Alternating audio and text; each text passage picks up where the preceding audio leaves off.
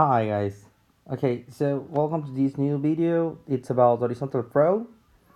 Okay, so I'm going to be using right here um, a problem that we had during the class of today.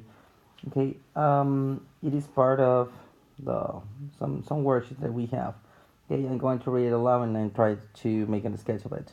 Okay, it says during a tornado, a hotel in Alabama suffered damage. Suppose a piece of glass dropped near the top of the hotel, falling 356 meters. So it says ignoring the air resistance, how long would it take the piece of glass to hit the ground? Okay, so I'm going to kind of make a sketch of it. Okay, so this is my building, and here we have this piece of glass near the top of the building. Okay, that will fall um, 356 meters.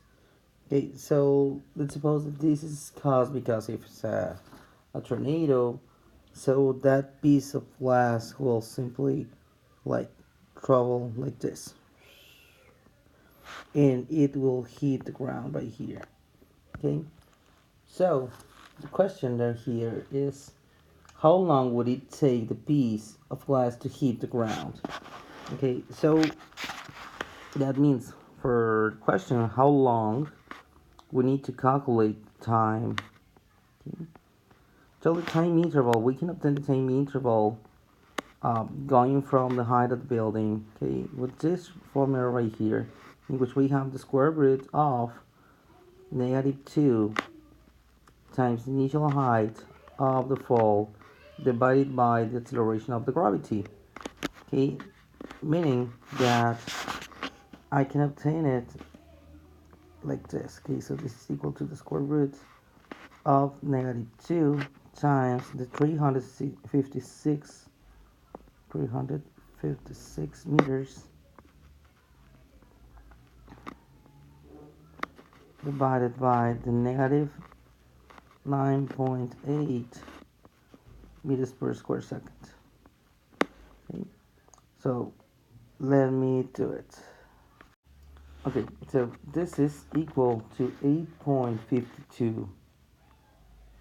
So the time is 8.52 seconds.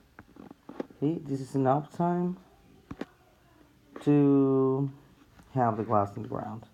Okay, so this is like the first question of this problem, because there is another question that says what will be the velocity of the piece of glass when it strikes the ground.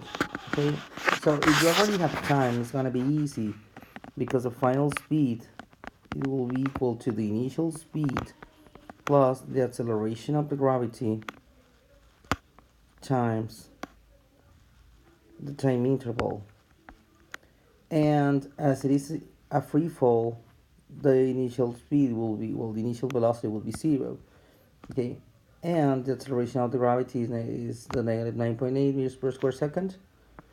So this final velocity is equal to the negative 9.8 meters, meters per square second multiplied by the time interval that in this case was 8.52 seconds. Okay, so the final velocity would be something equal to negative 83.53 meters per second. Okay, remember that we're taking like downward as a negative. Okay, so that's why this is a negative velocity. Okay, if you you find, I don't know, sometime a problem in which they tell you that downward is positive, then you can take it as positive, and it's totally fair. Okay, guys. So I think that's all for this video. Just showing you the whole procedure that we did. Okay, for this problem. Okay, well, for the problem that I told you that it was a glass, that it was near the top of a building, that was 356 meters high, And so from the